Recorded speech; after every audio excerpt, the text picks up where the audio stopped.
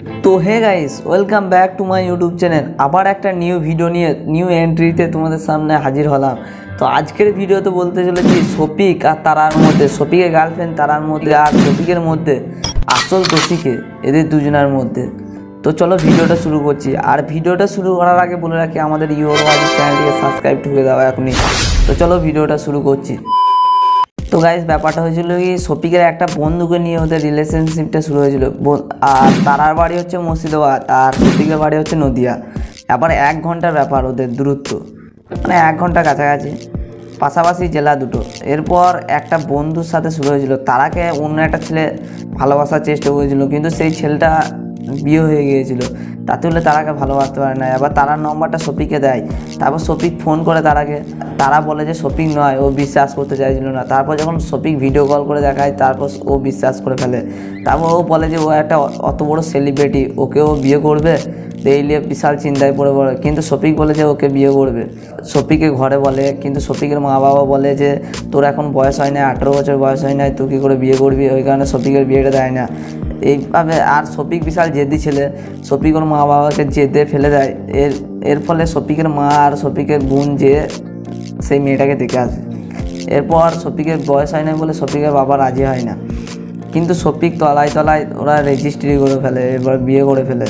তো গাইস, এরপর সব ঠিকঠাকই চলছিল। ঠিকঠাক চলার মাঝে একটা বিশাল বড় দুর্ঘটনা ঘটে যায়, যেটা হচ্ছে কিছুদিন আগে দেখেছিলে শফিক আর ওই তারার মধ্যে একটা কিসিং ভিডিও ভাইরাল হয়েছিল, শফিকের গার্লফ্রেন্ড তারার মধ্যে। তারপর সেই ভিডিওটা ভাইরাল হয়েছিল একটা বন্ধুর কাছ থেকে। হঠাৎ সেই ভিডিওটা কোনো না কোনো রকমভাবে সোশ্যাল মিডিয়ায় চলে আসে, তো এটা বিশাল ভাইরাল হয়ে যায়। এই কারণে শফিকের ওই ভিডিওটা দেখে শফিক আর তারার মধ্যে একটা ছাড়াছাড়ি ব্যাপার হয়ে যায়। আর শফিক তারার সাথে দেখা করে না। এই নিয়ে শফিকের বন্ধুদেরকে ফোন করে, তারপর আবার শফিকের সাথে ঠিকঠাক হয়। এরপর শফিক ঠিকঠাকই চলতে থাকে সব কিছু। এরপর শফিকে হঠাৎ একদিন তারাদের বাড়ি যায়। এটা দেখে শফিকের বাবা কী করে, তারার বাপের নামে, তারাদের পুরো ফ্যামিলির নামে কেস করে ফেলে। এইটা নিয়ে থানাতে কেস হয়ে যায়। এরপর শফিকের মানে কেসটা কীভাবে করিল যে তারার বাবারা নাকি শফিককে আটকে রেখেছে, আসতে দিচ্ছে না। এটা নিয়ে দিয়ে কি হয়, তারাদের পুরো ফ্যামিলিকে ধরে নিয়ে যায়।